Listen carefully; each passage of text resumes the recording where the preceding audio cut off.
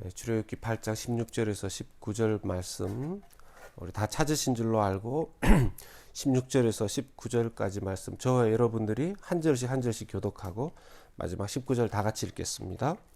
여호와께서 모세에게 이르시되 아론에게 명령하기를 내 지팡이를 들어 땅에 티끌을 치라 하라. 그것이 애굽 온 땅에서 이가 되리라. 그들이 그대로 행할세. 아론이 지팡이를 잡고 손을 들어 땅에 티끌을 치매 애굽 온 땅에 티끌이 다 이가 되어 사람과 가축에게 오르니 요술사들도 자기 요술로 그같이 행하여 이를 생기게 하려 하였으나 못하였고 이가 사람과 가축에게 생긴지라. 요술사가 바로에게 말하되 이는 하나님의 권능이니 하였으나 바로의 마음이 완악하게 되어 그들의 말을 듣지 아니하였으니 여호와의 말씀과 같더라. 아멘. 오늘 이 말씀 가지고 절대자를 향한 올바른 자세, 절대자를 향한 올바른 자세라는 제목으로 말씀 나누도록 하겠습니다. 1941년 12월 7일은 진주만 공격이 있었던 날입니다. 세계 제2차 대전의 상황인 것이죠. 일본이 기세 좋게 진주만을 공격했습니다. 뭐 대단하죠. 1941년에 그렇게 12월에 진주만을 공격한 일본은요, 그로부터 4년 후 1945년 5월에 독일조차도 서방연합군에 항복하는 그런 상황에 일본은 끝까지 저항하는 모습을 보여줍니다. 세계 2차 대전 종식이 되어져 가는 상황 속에서 일본은 끝까지 저항을 했습니다. 독일도 항복을 했는데요. 그러다가 1945년 독일이 항복한 그해 8월 9일 날 미국이 일본의 나가사키에 원자폭탄을 투하합니다. 8월 9일 이 원자폭탄을 맞고 8월 14일 며칠 지난 8월 14일 날 무조건적인 항복에 서명을 하게 됩니다. 목숨을 걸고 이 일본이 지독하게 버텼습니다. 저항했습니다. 그런데 원자폭탄의 파괴력은 상상을 초월했고요. 당시에 딱 그 원자폭탄 투하로만 사망한 사람들, 딱 그날 그 폭탄으로 사망한 사람들이 뭐 조금씩 다 틀리지만 약 한 8만 명 정도가 그 폭탄 투하로 죽었다고 그래요. 그리고 그 후유증으로 죽은 사람들이 약 70만 명 정도가 사망했다고 합니다. 만약에 이 명분도 없고 잘못된 이 싸움에 대해서 일본이 빨리 항복했었다라면 이런 어마어마하고 엄청난 자국민의 희생은 없었을 거예요. 상대를 보면서 상황을 보면서 나가야 되는데 일본이 그런 생각을 못했던 거죠. 사람들은 때때로 상대방의 힘이 얼마나 강한지 모르고 멋모르고 덤볐다가 감당할 수 없는 파멸을 경험하게 되는 모습을 보게 됩니다. 오늘날은 무엇이 우리를 두렵게 하고 무엇 앞에 우리가 염려하고 걱정하게 될까요? 우리가 가장 두려워해야 될 오늘날의 대상은 무엇일까요? 요즘도 핵에 대한 공포도 참 크죠. 거기에 지금 코로나 바이러스, 코비드 19의 이 두려움도 참 큽니다. 이 원자폭탄 위력에 맞먹는 코비드 19의 이 위력이 전 세계를 벌벌 떨게 하고 있습니다. 그렇다면 정말 우리가 두려워해야 될 대상은 무엇일까요? 마태복음 10장 28절은 그 대상을 정확하게 우리에게 이렇게 말씀해 주십니다. 몸은 죽여도 영혼은 능히 죽이지 못하는 자들을 두려워하지 말고 오직 몸과 영혼을 능히 지옥에 멸할 수 있는 이를 두려워하라. 맞습니다. 핵폭탄 터지면 몸이 형체조차 없어지죠. 코비드 19의 이 치사율에 코비드 19에 걸리게 되면 그 치사율에 만약에 본인이 해당되게 되면 죽죠. 죽을 수 있죠.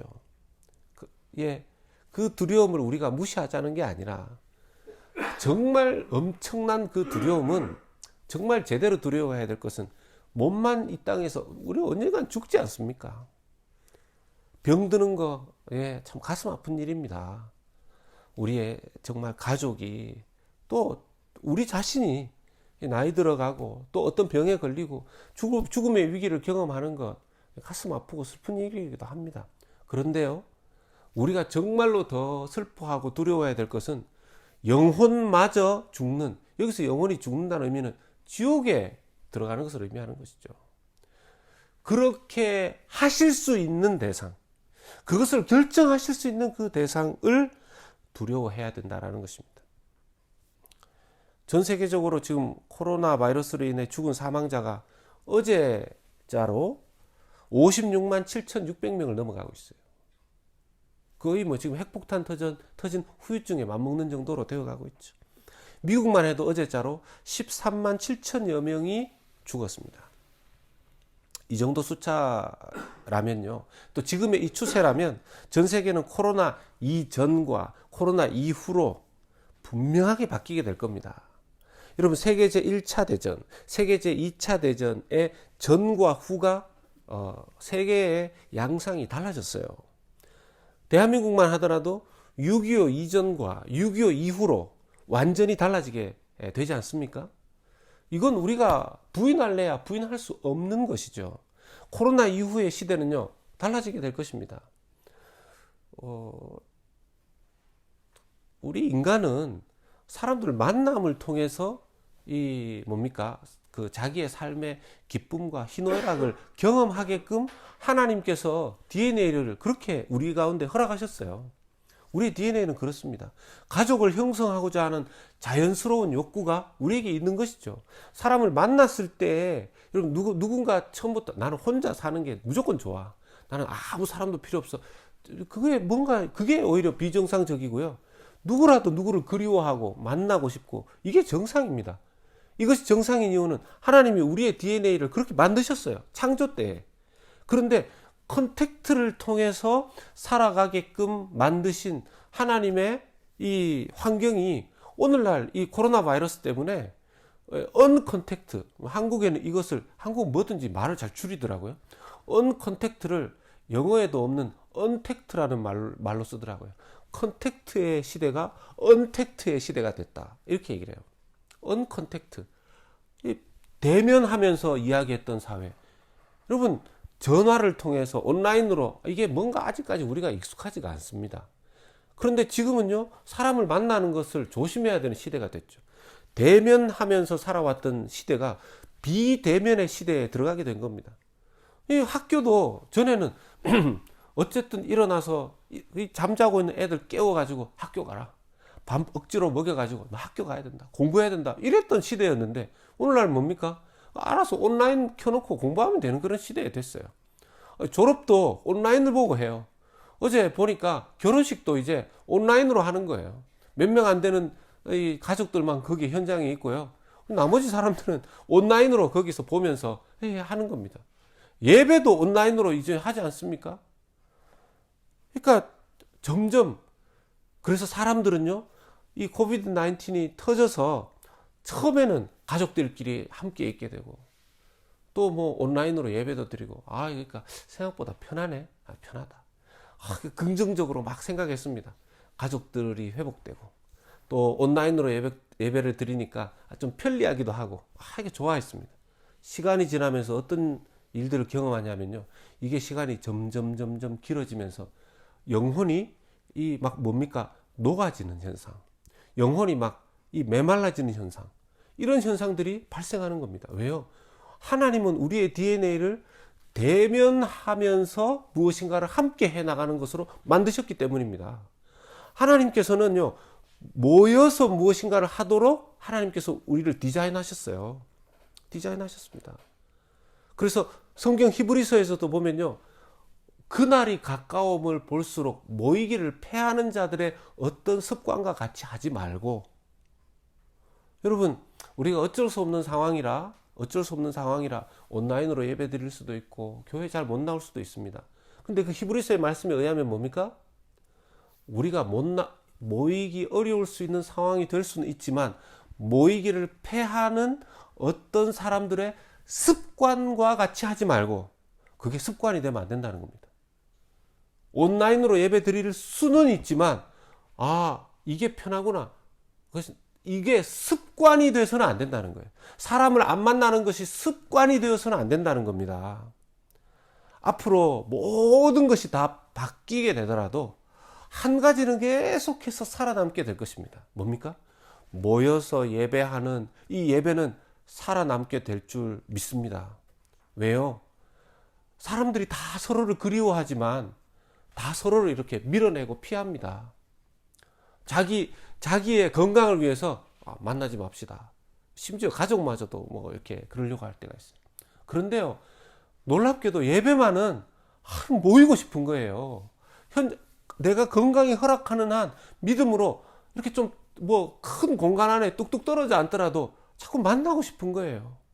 여러분, 모임을 위해서 큰 장소를 마련해 놓은 곳이 예배당밖에 더 있습니까? 물론 다른 콘서트 홀도 있고 하지만 그건 몇 군데 안 되잖아요. 그런데 교회 예배당은 모이라고 자꾸 지어 놓은 곳 아닙니까? 그리고 우리가 좀 서로 불편해도 마스크 쓰고라도 모일 수 있으면 서로 좀 거리를 유지해서라도 좀 모입시다. 또 그리고 이 시대 가운데에서 서로 만나면 잘 계셨습니까? 힘들지 않았습니까? 요즘 어떠십니까? 그러세요? 예, 기도하겠습니다. 이렇게 서로 반겨주고 말해주고 생각해주는 그런 공동체가, 그런 사회가 요즘 어디 있습니까? 하나님께서는 끝까지 교회 공동체를 통해서 모임의 기쁨이 무엇인지 누리게 하실 줄로 믿습니다. 그래서요, 이 코비드 19이 결국 언젠가는 백신도 나오고 하면 이게 정리되지 않겠습니까? 그때 모든 사회의 모든 것들이 변화되어져도 가장 오히려 빛을 발할 수 있는 것이 바로 교회요, 예배가 될 줄로 믿습니다. 그래서 우리가 지금부터 오히려 이 예배를 더 소중하게 여겨야 되는 것이죠. 하나님이 이스라엘 백성들을 구원하시기 위해서 모세와 아론을 선택하시고 바로 왕에게 해방을 요청합니다. 그런데 그것을 바로 왕은 계속 거부하죠.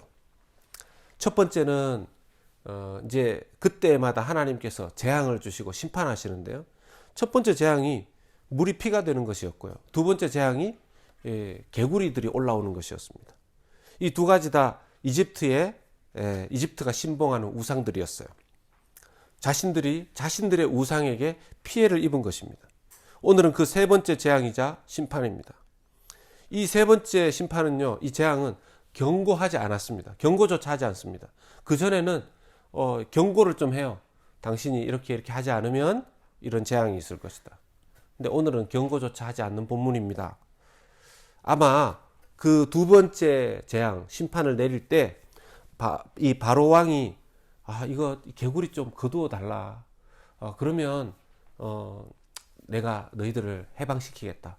그렇게 얘기했다가 개구리 싹 없어지고 나니까 마음 싹 바뀌었지 않습니까? 편하게 되니까 원래대로 싹 돌아가 버린 것이죠. 하나님을 기만한 이 행동 때문에 하나님께서 분노하셔서 그러실 수도 있는 것 같습니다. 이 세 번째 재앙은요, 그래서 우상도 아니고 다른 어떤 것도 아닌 한낱 미물에 불과한 뭡니까? 이입니다. 이. 눈에도 잘 보이지 않는 작은 미천한 생물이죠. 제가 이렇게 그 신학자들의 견해를 보니까 여기에 나오는 이 이가 뭔가, 뭐 모기 같은 것이다, 또는 빈대 같은 것이다, 뭐 진드기 같은 것이다, 뭐 그렇게 여러 가지 견해들이 있는데, 어쨌든 한국 사람들은 이 일을 잘 압니다. 예. 옛날에 막 이게 뭐 사람의 몸에 피를 빨아먹고 심지어는 가축의 피도 빨아먹는, 이게요 그냥 가렵고 좀 싫고 이 진절머리 나는 그런 것일 정도로 생각할 수 있지만, 이 이가 엄청나게 사람과 가축에게 달려들면 이게 사람의 또 가축의 이 생명을 빼앗아갈 수도 있을 정도입니다. 무시무시한 거죠. 이것을 하나님께서는 먼지로 만드십니다. 먼지, 이 티끌로, 세상에 있는 티끌들, 먼지들로 이를 만들어 버리셨습니다. 오늘 말씀 출애굽기 8장 16절에 여호와께서 모세에게 이르시되 아론에게 명령하기를 내 지팡이를 들어 땅에 티끌을 치라 하라. 그것이 애굽 온 땅에서 이가 되리라. 땅의 먼지로 이를 만드셨습니다. 여러분, 하나님은 먼지로도 세상을 멸망시킬 수 있는 분입니다. 하나님 굳이 복잡하게 원자폭탄 만들지 않으셔도 순식간에 이 사람들을 멸망시킬 수 있는 먼지 하나로도 원자폭탄의 효과만큼의 이 파괴력을 지닌 그런 심판을 하실 수 있는 분이십니다. 현대 신학자들 간에 코로나에 대한 이 어떤 논쟁을 하는 걸 한번 봤습니다. 그 존 파이퍼 목사님, 또 그리고 탐 라이트 학자, 이게 직접 만나서 한 게 아니고요. 이 코로나 바이러스가 터지고 이분들이 설교한 내용, 이분들의 책, 급하게 만들어낸 책을 모아서 이 가상 대담이라는 걸 만들었었는데요. 거기에 보면 존 파이퍼 목사님은 코로나 19을 하나님이 보내셨다는 견해를 가집니다. 하나님이 이 코비드 19의 상황을 허락하셨다라는 견해를 가집니다. 그렇다고 하나님이 악할 수는 없고 절대적인 완벽한 다스림 속에 이 코비드 19을 사용하신다는 견해를 가집니다. 하나님의 절대적인 계획 안에서는 코로나 이것 바이러스조차도 하나님께서 선하게 사용하신다 하는 그런 견해를 가져요. 탐 라이트 같은 학자는 이렇게 보는 것은 위험하다 하는 견해를 가집니다. 심지어 이 코로나 바이러스가 사람들에게 회개를 요청한다 하는 말도 틀렸다 하는 견해를 가집니다. 여러분들은 어떻게 생각하십니까? 누구의 말이 맞건 간에 지금 현재의 상황은 인간의 한계를 뛰어넘는 것은 확실합니다. 지금 오늘 이집트가 그걸 경험하고 있지 않습니까? 인간의 힘으로 해결할 수 없는 것을 지금 경험하고 있어요. 이집트 사람들은 말입니다. 이전에 물이 피가 되는 거 요술사들이 해냈습니다. 개구리를 올라오게 하는 거 요술사들도 했습니다. 그런데 지금 티끌이 이가 되게 하는 것은요, 요술사들도 못합니다. 출애굽기 8장 18절 말씀에 요술사들도 자기 요술로 그같이 행하여 이를 생기게 하려 하였으나 못하였고 이가 사람과 가축에게 생긴지라. 요술사들이 하려고 했는데 흉내도 못 내는 거예요. 그들의 능력의 한계에 부딪힌 것입니다. 그때 요술사들은 잠깐이지만 하나님의 존재를 순간적으로는 인정합니다. 출애굽기 8장 19절 상반절 말씀에 요술사가 바로에게 말하되 이는 하나님의 권능이니이다. 요술사들의 입에서 그런 말이 나옵니다. 이것은 하나님의 권능입니다. 이 상황 속에서도 바로 왕은요, 끝까지 말 듣지 않습니다. 하나님께 항복하지 않는 거죠. 바로는 어쩌면 한낱 내가 이집트의 노예 신분들, 이 노예 종자들, 노예 종족들 중에 모세와 아론, 내가 얘네들의 말을 들어야 되는가 하면서 끝까지 자존심 세우고 있는지도 모르겠습니다. 그리고 그런 노예들이 믿는 신의 이름이 여호와라고, 내가 어떻게 그 노예들이 믿는 신 앞에 항복할 수 있느냐, 그런 생각을 하고 있는지도 모르겠습니다. 그러나 지금 그에게 명령하고 있는 분은 절대 주권자인 하나님이라는 것을 그가 알았으면 얼마나 좋았을까요? 그런 의미에서 여러분, 우리는 그 절대자이신 하나님이 절대 주권자임을 알고 믿는다면요, 올바른 자세를 가져야 합니다. 하나님을 절대자를 향한 올바른 자세, 첫 번째는요, 그분께 순종하는 자세입니다. 주님께 순종하는 자세입니다. 이 상황 속에서 아까 바로 왕과는 달리 요술사들은 하나님을 향해 잠깐이라도 올바른 자세를 취합니다. 그런데 계속해서 올바른 자세를, 잠깐이 아니라 계속해서 올바른 자세를 취하는 사람이 있습니다. 누굽니까? 모세와 아론입니다. 그들은 절대자이신 하나님 말씀에 순종하죠.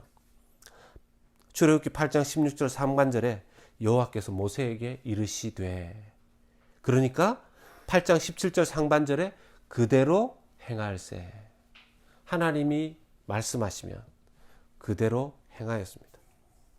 우리가 하나님 말씀을 읽고 묵상하고 이렇게 하나님 말씀을 듣는 이유가 무엇입니까? 내 신앙의 지적 욕구를 채우기 위함입니까? 아니면 듣고 행함입니까?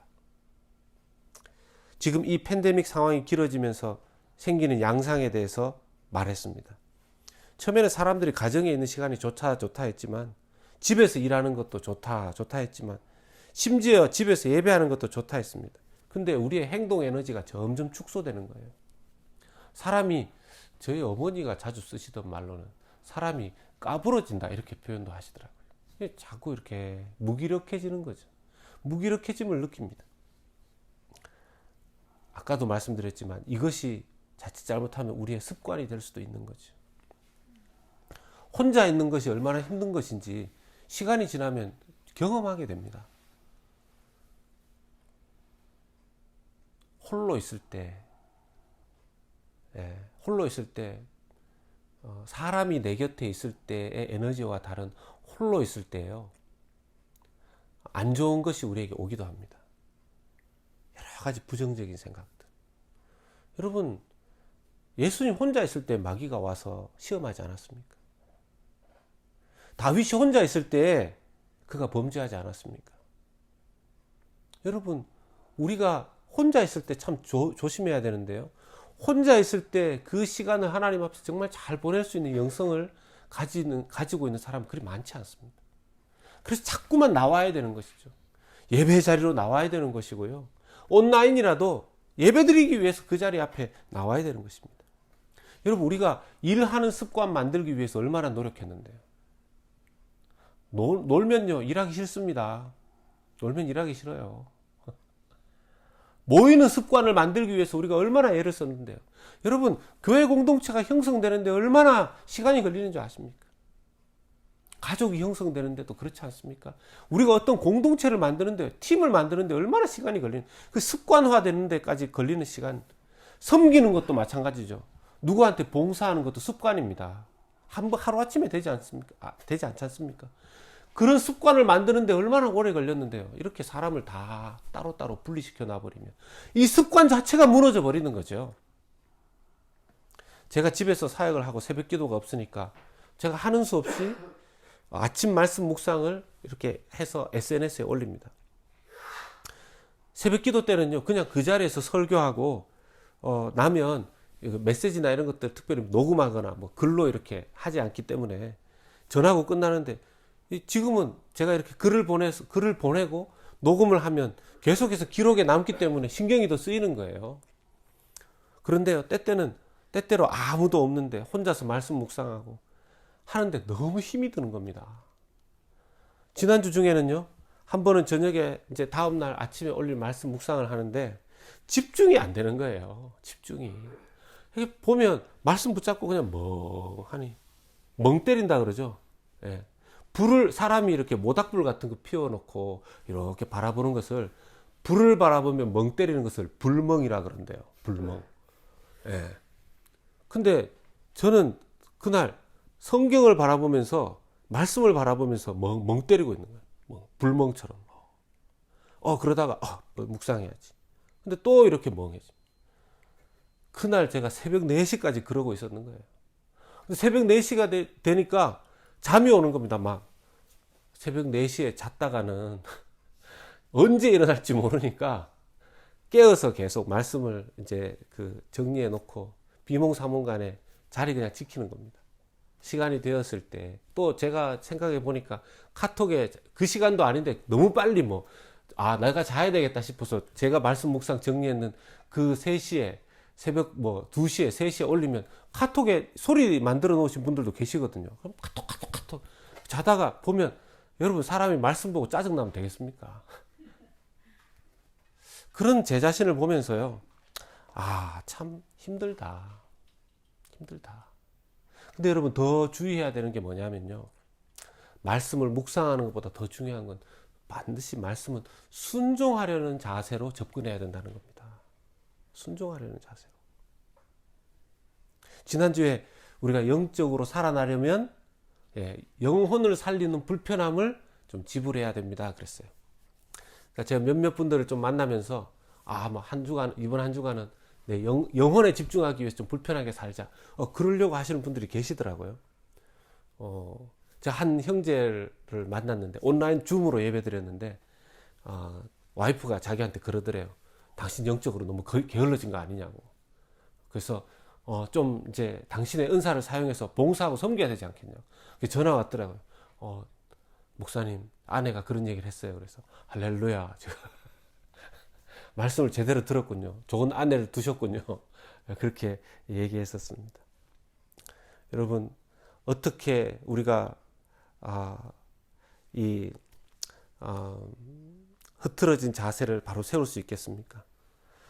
말씀에 순종하려는, 말씀을 행동으로 옮기려고 하는 자세를 가져야 될 것입니다. 두 번째는요, 절대 주권을 가지신 하나님을 향한 올바른 자세. 두 번째는요, 하나님의 일하심을 믿는 초연함이 있어야 됩니다. 초연함. 모세와 아론은요, 하나님이 하라고 하신 일을 순종한 후에 하나님이 일하실 것을 바라봅니다. 여러분, 티끌로 만들어진 이는 요 다음에 재앙이자 심판인 파리 심판이 오기 전까지, 그때가 되면 이스라엘 백성들과 이스라엘 백성 아닌 이 것으로 나누어져서 심판이 임했어요. 제가 볼 때 정황적으로 이 심판은 이스라엘 백성들에게도 막 이렇게 왔는 것 같아요. 자기도 가렵고 그랬을 수도 있죠. 아무 말 하지 않습니다.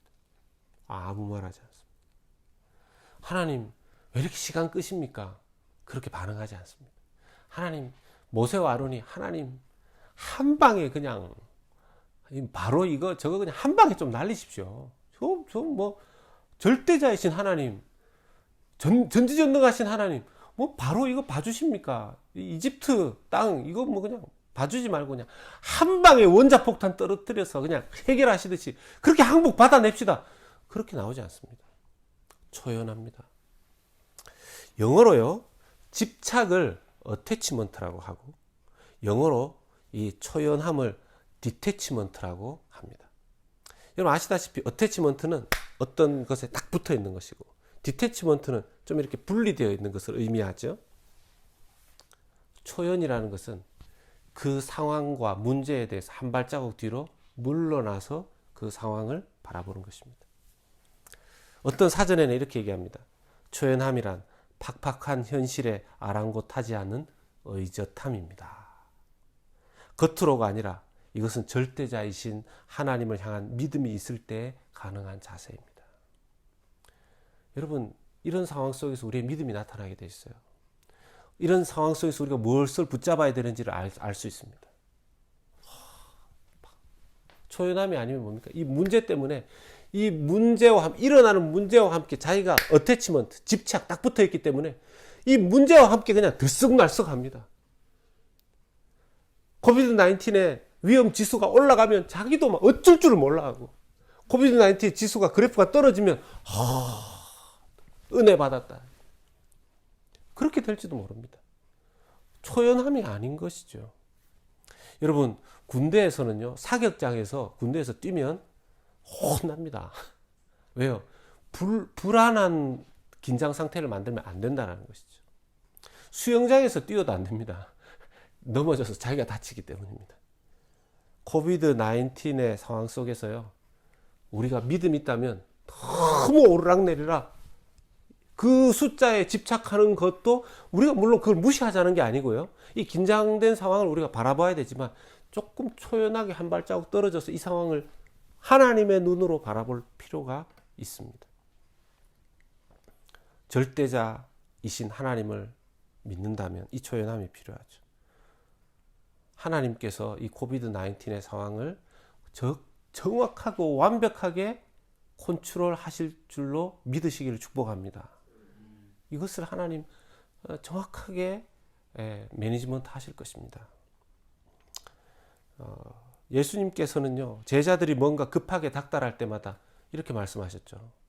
내 때가 아직 이르지 아니하였다. 내 때가 아직 이르지 아니하였다. 예수님이 이 땅에 이 죄악의 문제를 해결하기 위해서 오셨지만 이 땅의 그 죄악의 문제에 어태치먼트 되지 않으셨고요. 디태치먼트, 초연하셨습니다. 하나님이 이루셔야 될 그 계획을 따라서 절대자이신, 절대 주권자이신 전능하신 하나님의 그 계획 앞에 초연하게 자기의 십자가 길을 걸어가셨습니다. 우리도 그럴 수 있는 우리 되기를 소원합니다. 저도요, 믿음이 부족한, 믿음 없이 막 저 혼자서 결론을 급하게 내릴 때가 얼마나 많은지 모릅니다.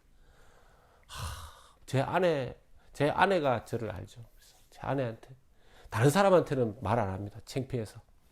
아내한테 막 그럽니다. 여보, 여기까지인 것 같아요. 여보, 안 될 것 같아요. 하나님이 다시 기회를 주실까요? 그런 얘기를 해요. 그러면 제 아내가 참, 하나님께서 제 아내를 통해서 저를 힘을 주죠. 하나님 반드시 기회를 주시는 하나님이십니다. 네, 믿음을 붙잡읍시다. 초연합시다. 하나님 주시는 믿음의 초연함 있으시기를 주의 이름으로 축원합니다. 세 번째는요, 절대자를 향한 올바른 자세. 세 번째는요, 우리가 하나님께 항복한 자임을 기억해야 됩니다. 우리는 하나님께 항복한 자이고 주권을 주님께 맡긴 자임을 우리는 기억해야 됩니다. 그게 우리 자세예요. 일본이 미국에게, 연합군에게 항복한 이후에 지금은 일본의 자세가 참 많이 바뀌었는데요. 이 항복한 이후에 미국 그러면 그냥 끽소리 못했습니다. 미국 그러면 끽소리 못했습니다. 거의 뭐 주권을 이렇게 막 이양한 사람들처럼 그렇게 살았죠. 지금은 좀 살고 이러다 보니까 일본이 좀 그렇지 않은 것 같아요. 여러분, 우리가 하나님 믿는다는 게 뭘까요? 요술사들처럼 그저 한번 하나님의 은혜를 경험하고 능력을 경험하고 이것은 하나님의 권능입니다. 이건 하나님께서 하신 겁니다. 이렇게 한번 말하면, 잠시 한번 그렇게 말하면 하나님 믿는 걸까요? 그렇지 않습니다. 그들의 자세는 정말 진정으로 진심으로 하나님 앞에 항복한 것이 아니고 바로 왕은 더더욱 아니었고요. 하나님을 절대자로 인정하는 사람은요, 내가 하나님 앞에 저는 완전히 surrender, 항복했습니다 하는 것을 의미합니다. 나는 완전히 하나님께 항복했습니다. 나아가 저의 주권은 제 것이 아닙니다. 제 주권은 하나님께 양도이양했습니다 하는 것을 고백하는 것이죠. 그런데요, 저와 여러분, 그런 절대자이신 하나님이 단지 무서운 분이라서, 그분을 따르지 않으면 지옥 보내니까, 그래서 우리가 그분에게 강제적으로 항복한 것이 아닙니다. 그것만 아닙니다. 물론 그런 영역이 포함되어 있지만요, 우리가 하나님께 서렌더, 정말 항복할 수 있는 이유, 정말 항복해야 되는 이유, 그것은 주님의 사랑 때문입니다. 주님의 사랑 때문입니다. 먼지로 이도 만드실 수 있는 하나님. 어떻게 보면 하나님과 인간 사이의 이 간격을 생각하면 먼지보다도 더 작은 존재인 사람을 사랑하셔서 사람의 몸을 입고 이 땅에 오신 것도 은혜인데요. 절대자이신 당신의 아들 예수를, 그 사랑 알지 못하는 저와 여러분들을 위해 그 아들 예수 그리스도가 십자가를 지었습니다. 우리는 그 사랑에 항복하는 것이죠. 여러분, 어떻게 절대 능력을 가지신, 절대 주권을 가진 그 하나님의 사랑 앞에 항복하지 않을 수 있겠습니까? 우리는 하나님 사랑 앞에 항복한 자들입니다. 우리는 자발적으로 사랑과 주님의 사랑으로 항복한 자들입니다. 주님께 주권이 맡겨졌습니다. 주께 항복하고 주께 주권을 드렸다면 우리의 자세 가운데 그렇게 불만과 그렇게 불평이 많으면 안 됩니다.